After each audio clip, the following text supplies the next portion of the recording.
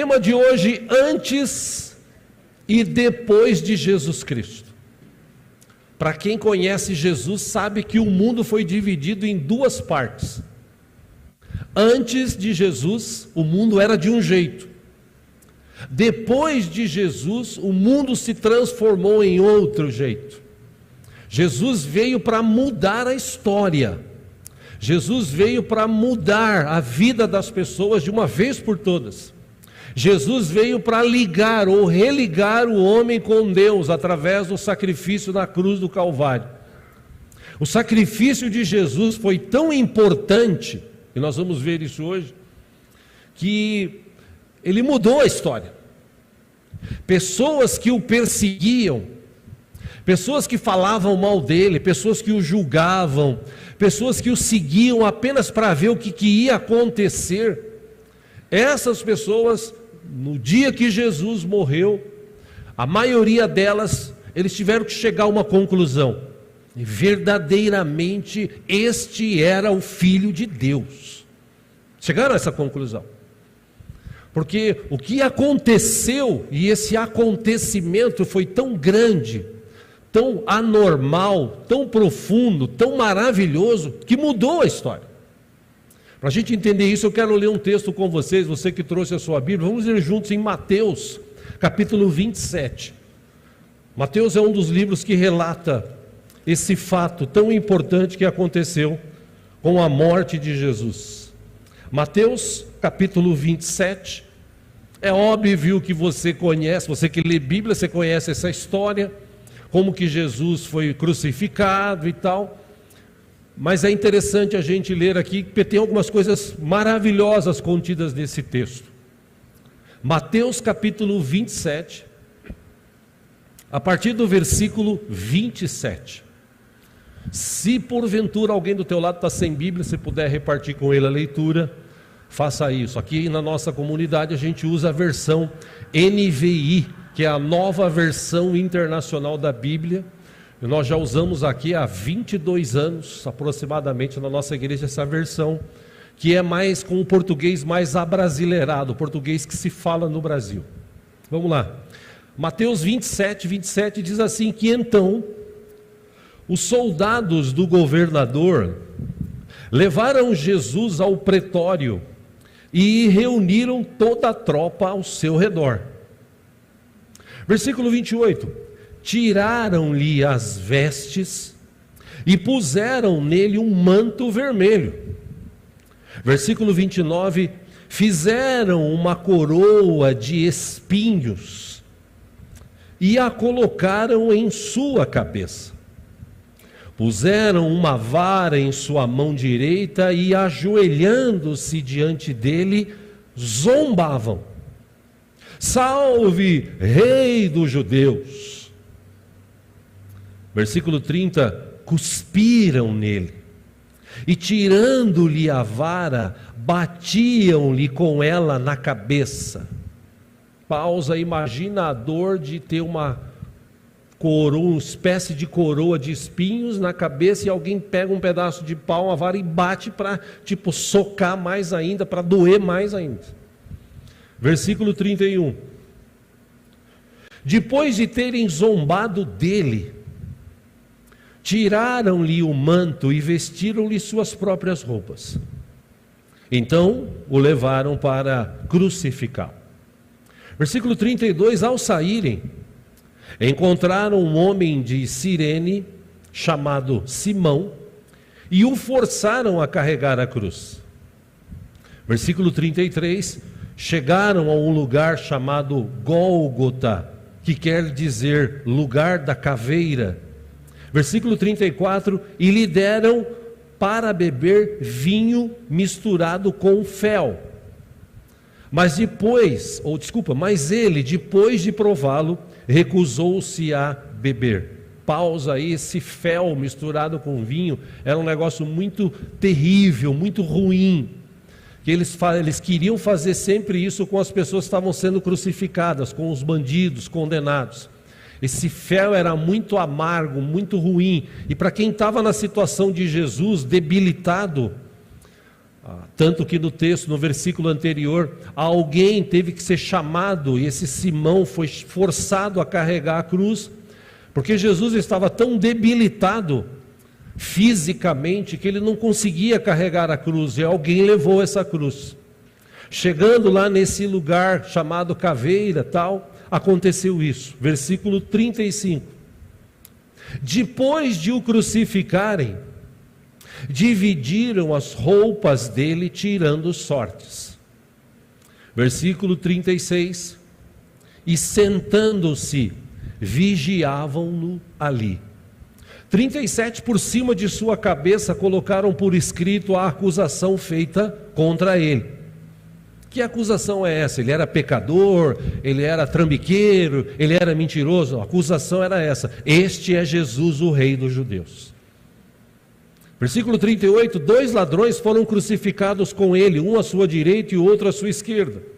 39, os que passavam lançavam-lhe insultos, balançando a cabeça. Versículo 40, e dizendo: você que destrói o templo e o reedifica em 3 dias, salve-se, desça da cruz, se é filho de Deus. Veja que interessante, 41, da mesma forma, os chefes dos sacerdotes, os mestres da lei e os líderes religiosos zombavam dele. Versículo 42, dizendo: salvou os outros, mas não é capaz de salvar a si mesmo. Ele é o rei de Israel, e é o rei de Israel. Desça agora da cruz e creremos nele. 43 ainda disseram: ele confiou em Deus, que Deus o salve agora, se dele tem compaixão, pois disse: sou o filho de Deus. Pausa aí de novo. Nós vimos aqui no versículo 41 os chefes dos sacerdotes, os mestres da lei e os líderes religiosos. Eu já falei aqui em outras ministrações, tinha pelo menos 3 tipos de pessoas que seguiam a Deus: os discípulos, aqueles que iam atrás de Jesus só para resolver os seus problemas, e quando o problema era resolvido ele ia embora, e esses caras que eram religiosos demais, que tinham uma religião tão dura no coração a ponto de não permitir que pessoas enfermas pudessem entrar nas igrejas, pessoas que não fossem da sua etnia, judeu. Eles tinham uma religiosidade tão grande nas suas vidas que eles seguiam Jesus assim: eu quero ver o que vai acontecer, eu quero ver o que vai dar esse tal de Jesus, porque ele fala que é filho de Deus, ele fala que veio para salvar, ele está fazendo alguns milagres aí, até um desses milagres que Jesus fez, alguns deles, eles atribuíram a Beelzebul, ou ao diabo. Ou seja, eles acompanhavam Jesus, aí Jesus está crucificado, eles passam ali diante da cruz, zombando de Jesus, falando exatamente isso: ué, salvou os outros e não é capaz de salvar a si mesmo? Ué, se você é o rei de Israel, desça agora da cruz aí e a gente vai crer em você. Olha, ele confiou em Deus. Que Deus que é esse que ele confiou? Que Deus o salve agora, se dele tem compaixão, pois ele estava dizendo para todo mundo: eu sou o filho de Deus. Voltando aqui, versículo 44. Igualmente o insultavam os ladrões que haviam sido crucificados com ele. Aí fala da morte de Jesus, versículo 45. E houve trevas sobre toda a terra, do meio-dia às 3 horas da tarde. Versículo 46, por volta das 3 horas da tarde, Jesus bradou em alta voz. Ele disse: Eloi, Eloi, lama sabachthani, que significa: meu Deus, por que me abandonaste? Versículo 47, Quando alguns dos que estavam ali ouviram isso, disseram: ele está chamando Elias. Versículo 48, imediatamente um deles correu em busca de uma esponja, embebeu-a em vinagre, colocou-o na ponta de uma vara e deu-a a Jesus para beber. 49, mas os outros disseram: deixem-no, vejamos se Elias vem salvá-lo. Pausa aí de novo. Uma outra curiosidade interessante aqui. Antigamente não tinha papel higiênico. Eles se limpavam com esponjas, as suas necessidades. E essas esponjas que usavam para várias necessidades que eles tinham, geralmente, segundo historiadores, tá, irmãos? Segundo historiadores, essas esponjas eles colocavam no vinagre, para o vinagre de alguma forma tentar matar os micróbios e tal, para eles reusarem. Também contam os historiadores que o vinagre, naquela época, era usado para ajudar a amenizar a dor. Agora você imagina, pega uma esponja cheia de... mergulha no vinagre e dá para ele tentar cheirar, tomar, fazer alguma coisa. Até isso, segundo os historiadores, foi feito com Jesus. Volto para o 49. Mas os outros disseram: deixe-no, vejamos se Elias vem salvá-lo. Versículo 50, depois de ter bradado novamente em alta voz, Jesus entregou o Espírito. 51, naquele momento, o véu do santuário rasgou-se em duas partes, de alto a baixo. Guarde bem isso. A terra tremeu e as rochas se partiram. Presta atenção nesse versículo 52 e 53. Os sepulcros se abriram e os corpos de muitos santos que tinham morrido foram ressuscitados. E saindo dos sepulcros, depois da ressurreição de Jesus, ou seja, saindo dos sepulcros depois da ressurreição de Jesus, entraram na cidade santa e apareceram a muitos. Pausa aí de novo, tem uma explicação dos historiadores bíblicos, pessoas que estudam, pessoas que estiveram lá. Aqui não é no sentido literal, segundo esses historiadores. Existem duas vertentes. Alguns que partem para o lado do literal, tipo, Jesus morreu, os sepulcros se abriram, muitos ressuscitaram, entraram na cidade e tal. Pelo que a gente lê aqui, existe o outro lado. Isso aqui foi algo assim espiritual, porque eles só entraram na cidade santa depois que Jesus ressuscitou. E num outro texto, se você ler um outro texto, você vai ver Jesus para um dos ladrões que estavam ao lado dele. Um deles se arrependeu, um deles falou: a gente merece, ele não. E falou: lembra-te de mim quando entrares no teu reino. Aí Jesus falou: ainda hoje estarás comigo no paraíso. Então existe uma ideia de que até Jesus, todos os que tinham morrido, eles estavam num lugar, guardados. De repente, quando Jesus ressuscitou, essas pessoas também ressuscitaram, e algumas delas ressuscitaram ali, e depois de Jesus entraram nessa cidade santa. É uma ideia. Como eu disse, alguns acham que isso é literal, e realmente eles ressuscitaram, andaram pela cidade, todo mundo viu, e tal, mas pelo que a gente vê aqui, né, os corpos de muitos santos que tinham morrido foram ressuscitados, e saindo dos sepulcros, depois da ressurreição de Jesus, entraram na cidade santa e apareceram a muitos. Amém?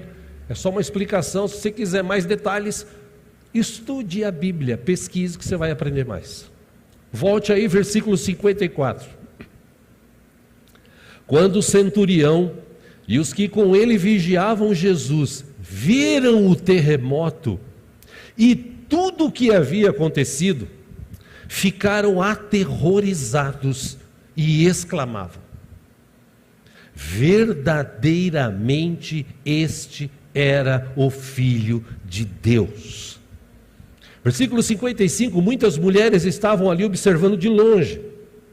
Elas haviam seguido Jesus desde a Galiléia para o servir. 56 e último, entre elas estavam Maria Madalena, Maria mãe de Tiago e de José e a mãe dos filhos de Zebedeu. Só até aí.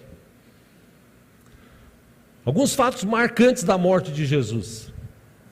Primeiro deles, quando Jesus morreu, entregou o seu espírito a Deus.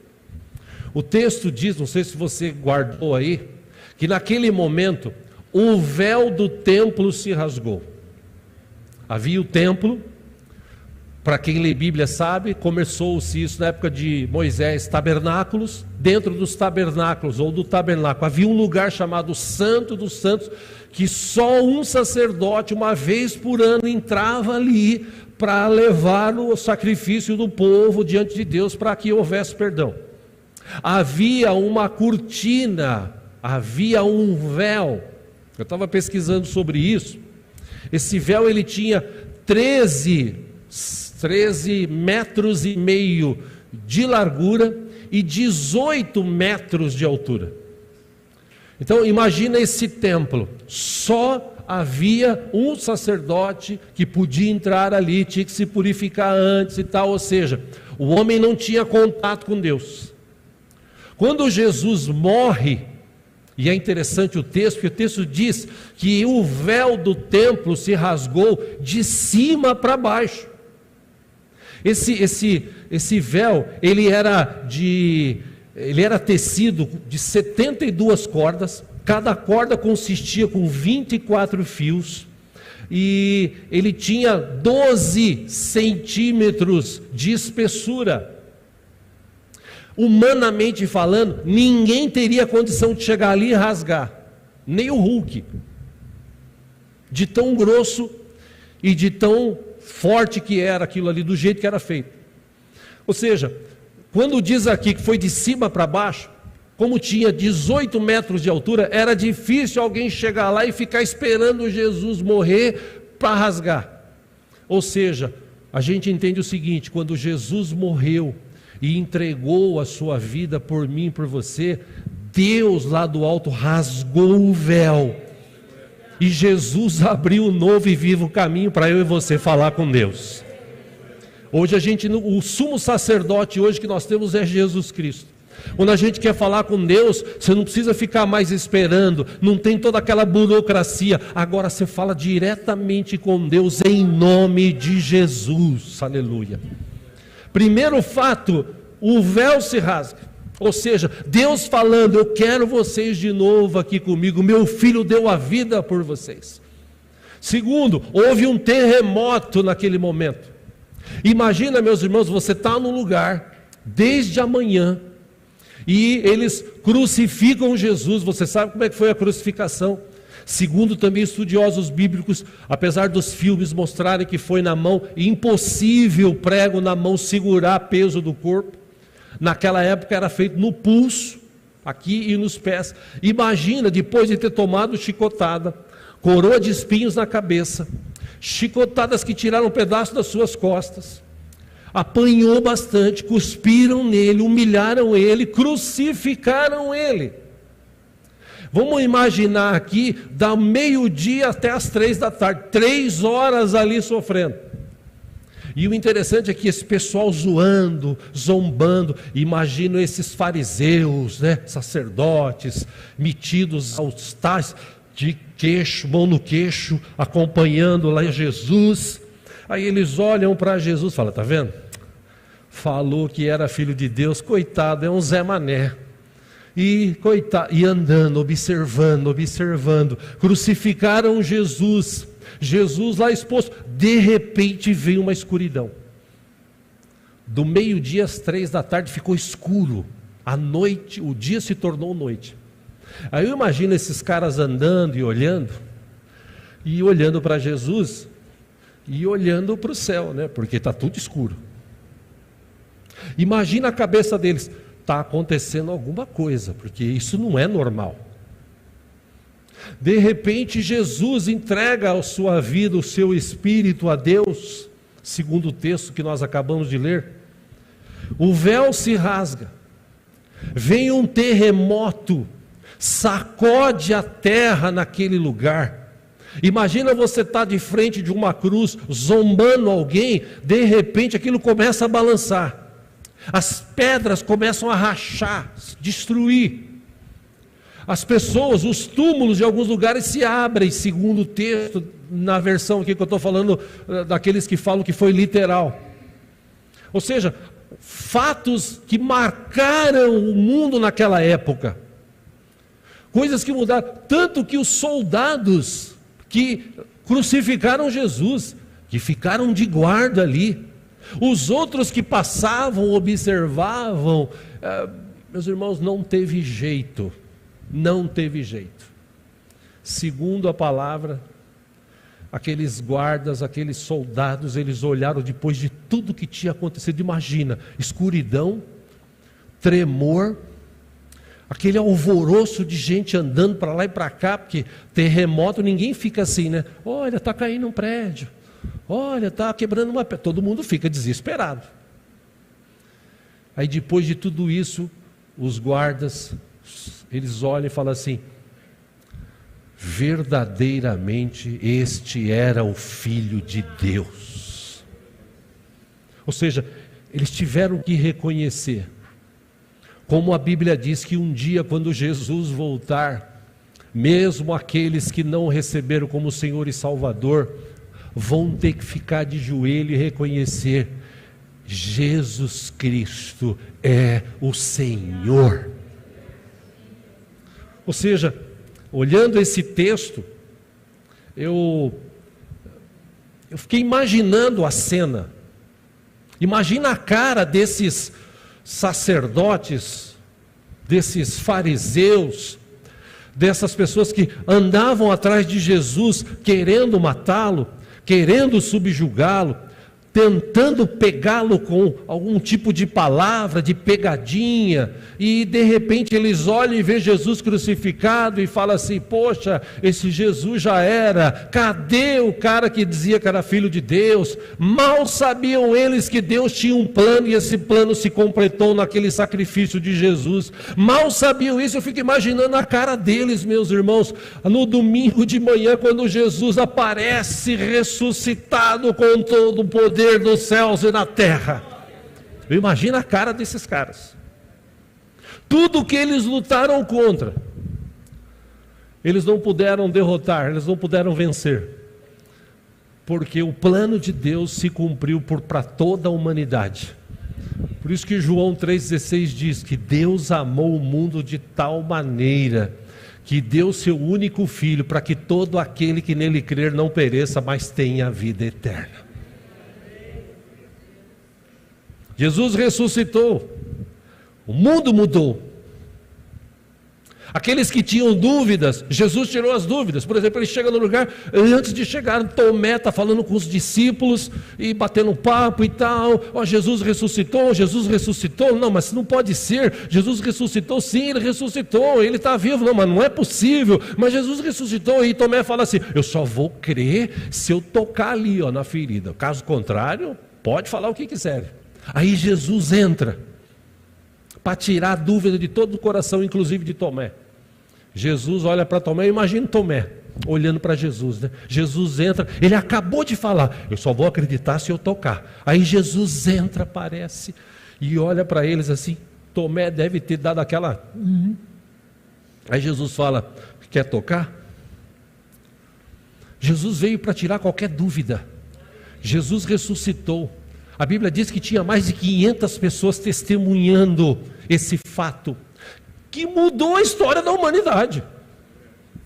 Antes de Jesus, a vida era de um jeito, a questão espiritual.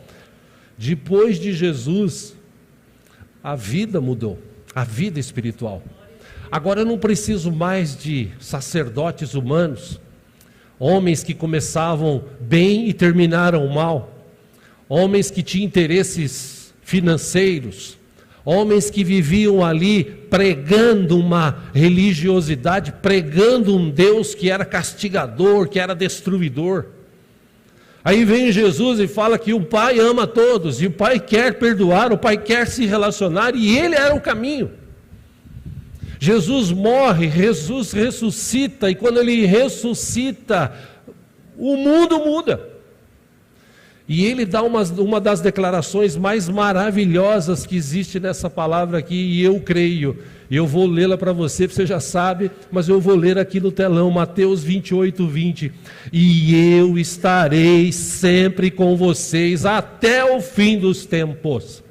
Ou seja, Jesus anda comigo e contigo todo dia, toda hora.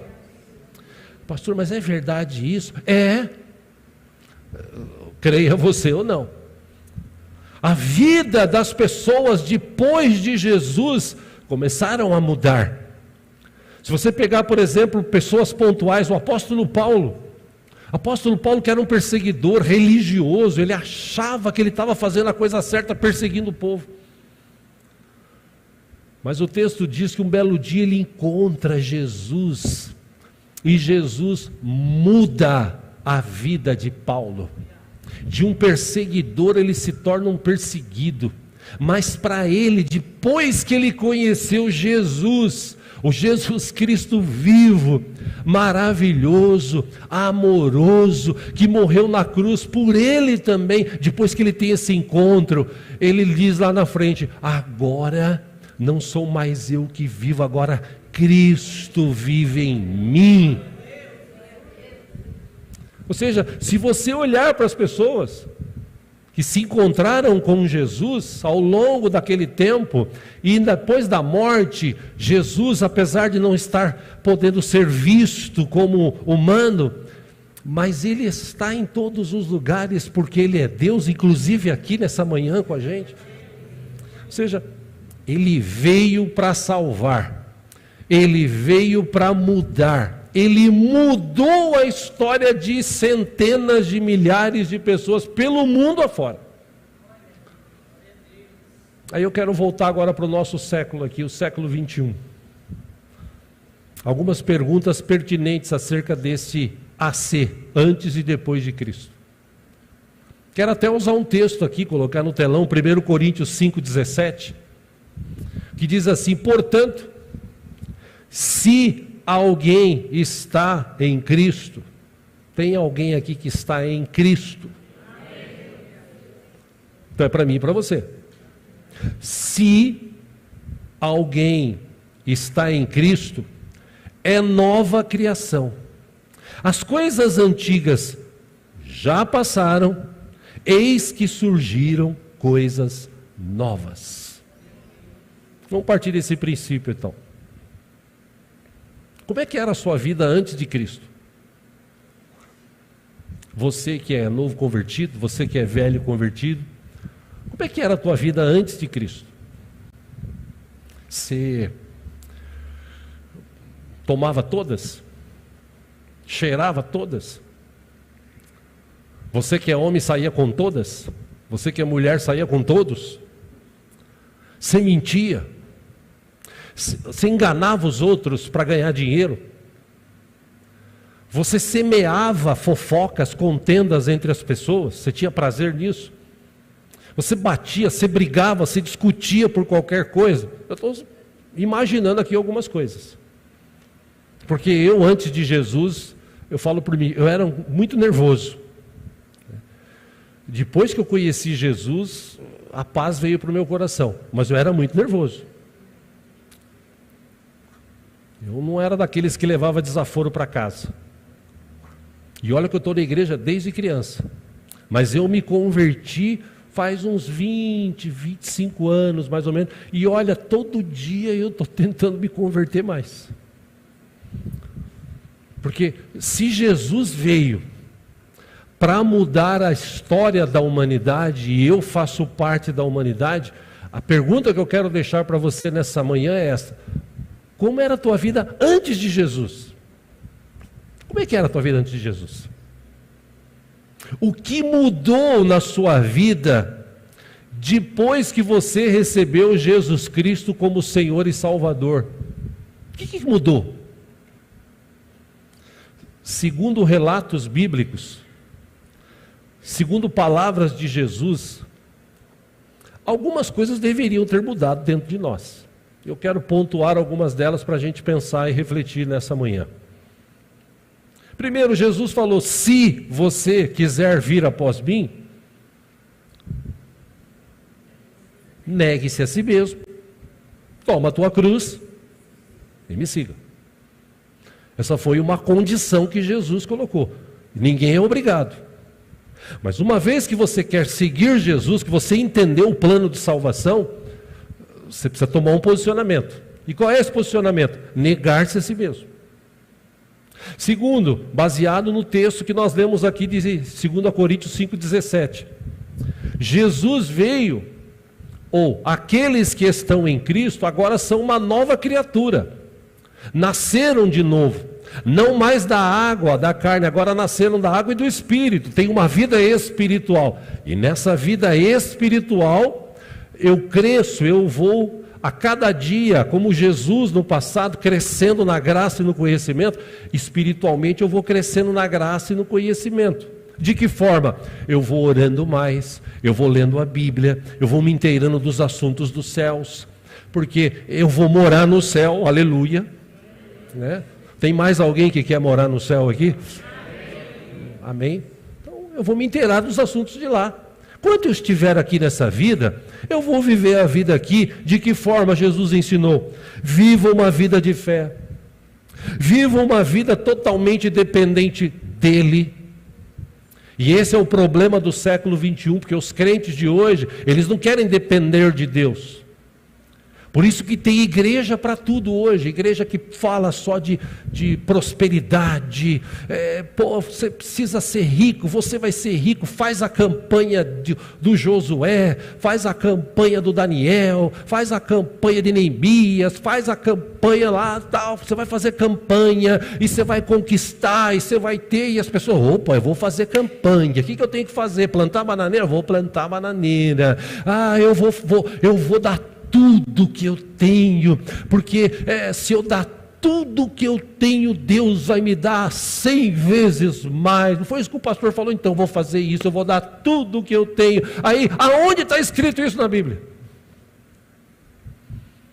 Por isso que em 45 milhões de evangélicos no Brasil, existem mais 20 milhões desviados, desigrejados, pessoas que desistiram. Por quê? Porque não encontraram, não entenderam o que é ser salvo em Cristo Jesus. Não entenderam aquele momento glorioso que o véu do templo se rasgou. E agora eu não preciso ficar mais dependendo agora eu posso falar direto com Deus, depender de Deus, conhecer Deus. Jesus abriu esse novo e vivo caminho. Agora através de Jesus eu conheço Deus, e a cada dia eu quero conhecer mais, eu quero desfrutar mais da sua presença, eu quero me conectar mais com Deus todos os dias. Por quê? Porque esse é o meu Deus, é nele que eu creio. Eu já falei aqui, existe aí muita coisa dizendo hoje em dia, o mundo vai acabar, o mundo vai acabar mesmo. A volta de Jesus está cada vez mais próxima. A gente tem que hoje estar cada dia mais conectado com o Senhor. Os tempos são difíceis, mas apesar dos tempos difíceis, apesar das dificuldades, apesar de tudo que está acontecendo no mundo, Jesus disse: eu estarei com vocês todos os dias até a consumação dos séculos. Uma irmã hoje falou comigo: pastor, lembrei de uma mensagem pregada aqui umas 3 semanas atrás, 4 semanas atrás, sobre reclamar menos e agradecer mais. Ela falou: foi tão sério isso na minha cabeça que toda vez que eu pretendo reclamar, eu dou uma engolida e eu agradeço a Deus. Não sabe como melhorou minha vida depois disso. As coisas até aconteceram assim. Por quê? Porque quando você crê num Deus vivo e poderoso, quando você entende o sacrifício dele na cruz, meu irmão, minha irmã, era para eu e você estar naquela cruz. Era para eu e você estarmos condenados eternamente a viver uma vida longe de Deus. Mas Jesus pagou o preço. Aqueles caras viram Jesus e não creram. Jesus, lá no livro de João, ele diz assim: Pai, eu oro por aqueles que não me verão, mas crerão. Eu não vejo Jesus ainda, mas eu creio que Ele existe, que Ele ressuscitou, que Ele tem todo o poder nos céus e na terra, e Ele vai voltar para buscar a mim e a você que crê. Ou seja, a vida de Jesus, a vida que Ele deu na cruz do Calvário, pagou o preço pelos nossos pecados. Mudou a história da humanidade, tanto que em qualquer lugar do mundo que você for, o mundo foi dividido em duas partes, antes e depois de Jesus Cristo. Ou seja, para encerrar aqui, eu quero te aguçar nessa manhã o que precisa acontecer para você despertar? O que precisa acontecer para você se ligar mais em Cristo? O que precisa acontecer para você ter mais vontade de estar na igreja, de convidar pessoas para ir à igreja? O que precisa acontecer? Um terremoto? Precisa ficar escuro 3 horas o dia, vir à noite? O que precisa acontecer na vida da gente para a gente despertar para isso? Para a gente começar a lembrar. Eu vi uma expressão essa semana, num pequeno vídeo na internet, escrito apenas, que me chamou muito a atenção. Esse escrito dizia assim: que coroa nós temos colocado em Jesus hoje? A coroa de rei, de ouro? Ou a gente ainda está colocando coroa de espinhos em Jesus? Por que ele disse isso, escreveu isso? Porque tem gente que ainda hoje ele vive a mesma vida que ele vivia lá atrás. Ele fala que é cristão, mas ele mente ainda. Ele fala que é cristão, mas ele ainda comete coisas aí que até Deus duvida se eu posso usar essa expressão. Ele engana os outros. Ele fala mal dos outros. Ele semeia contenda entre irmãos. Eu sempre falo aqui e oro, já falei para vocês há anos, para que Deus abra a visão espiritual, os ouvidos espirituais de todos vocês aqui dessa igreja, das pessoas com quem a gente se relaciona. Por quê? Porque as pessoas que têm olhos, nasceram de novo, precisam começar a aguçar os olhos espirituais. Como é que eu faço isso? Eu começo a enxergar as coisas boas que Deus faz. Eu começo a enxergar as coisas boas que as pessoas têm. Porque se Deus olhasse para nós como nós olhamos para as pessoas, não tinha ninguém aqui, estava todo mundo condenado. Graças a Deus que quando Ele olha para nós, Ele olha com o olhar de misericórdia. E todas as manhãs, segundo a Bíblia, as misericórdias do Senhor se renovam. Isso quer dizer o quê? Eu e você temos oportunidade todas as manhãs de despertar, de entender o sacrifício de Cristo. Poxa, Jesus mudou a minha vida.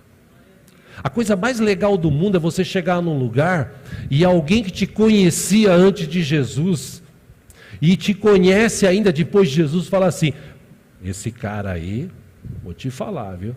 Esse aí depois que foi para a igreja. Eu mandei um vídeo no Instagram para algumas pessoas. Tem um camarada que é ateu, o Pondé, escritor, cara muito inteligente, é tão inteligente que ele não acredita em Deus, né? Mas ele falou uma coisa interessante essa semana aí numa entrevista.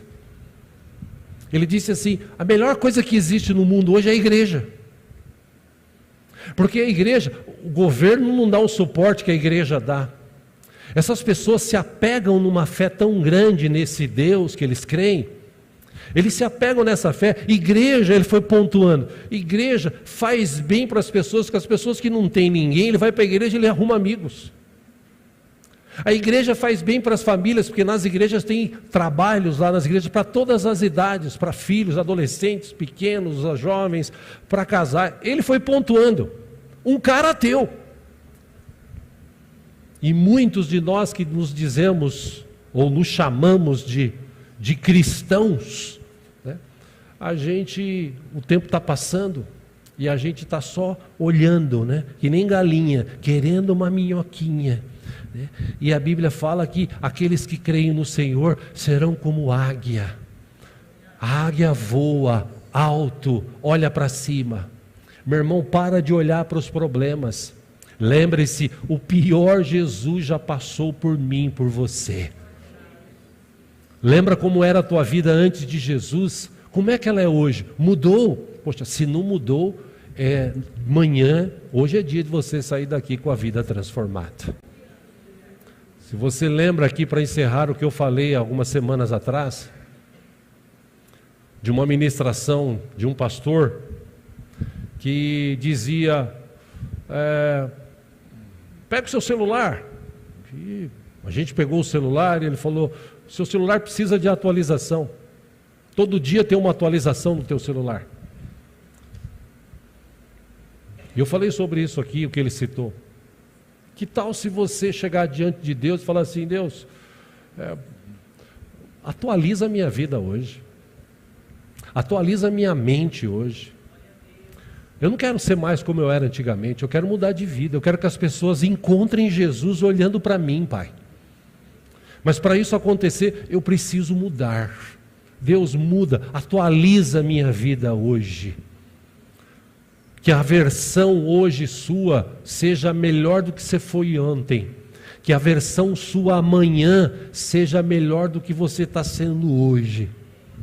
Aproveite hoje, aproxime-se de Deus e fale com Ele assim, Deus, muda a minha mente. Deus, eu entendi o sacrifício de Jesus. Eu não quero mais sacrificar Jesus. Eu não quero colocar coroa de espinhos na cabeça de Jesus. Não, eu quero glorificá-lo, exaltá-lo com uma coroa de rei de ouro, porque Ele é merecedor de toda a honra, de toda a glória, de todo louvor, de toda adoração, porque Ele pagou o preço na cruz do Calvário pela minha vida. Por último aqui em Lucas 13, 24, Jesus disse, esforcem-se para entrar pela porta estreita, porque eu lhes digo que muitos tentarão entrar e não conseguirão. O pecado trouxe distância, separação do homem para com Deus. Jesus trouxe a ligação, o elo de ligação, a cruz. No seu horizonte todos são iguais perante Deus, todos pecaram. Aqui no vertical, Deus, o homem. Jesus foi colocado no meio. Ele abriu um novo e vivo caminho. Irmãos, imagina Deus olhando quando Jesus entrega o seu Espírito, pegando aquele véu e rasgando assim, ó. Pronto, gente, pode vir que o meu filho abriu o caminho. Ou seja, eu e você temos a oportunidade hoje de sairmos daqui melhores do que nós fomos ontem, e amanhã sermos melhores do que nós estamos sendo hoje. Por último, Romanos 10, 9 diz, se você confessar com a sua boca que Jesus é Senhor, e crer em seu coração que Deus o ressuscitou dentre os mortos, será salvo. Se você crê nisso, eu peço para você, fique de pé nesse instante e vamos orar juntos.